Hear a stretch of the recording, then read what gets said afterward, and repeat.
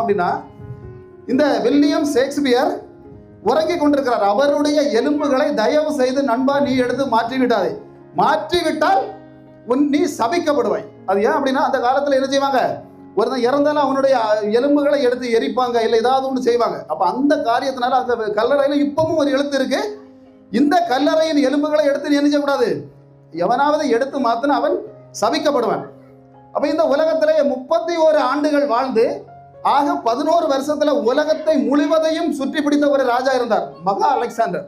இந்த மகா அலெக்சாண்டர் ஒரு நாள் மரணம் அடைந்தார். அப்போ மரணம் அடைந்த போது அந்த கல்லறையில இப்பவும் எழுதி வச்சிருக்கிறாங்க, மகா அலெக்சாண்டர் உள்ளே தூங்கி கொண்டிருக்கிறார், தயவு செய்து யாரும் எழுப்பிடாதீங்க, அவர் உறங்கி கொண்டிருக்கிறார் அப்படின்னு.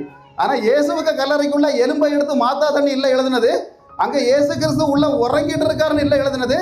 அவர் அங்கே இல்லை, கல்லறைக்குள்ள இல்லை என் தேவன். அல்லேலூயா. இன்னைக்கு அந்த கல்லறையில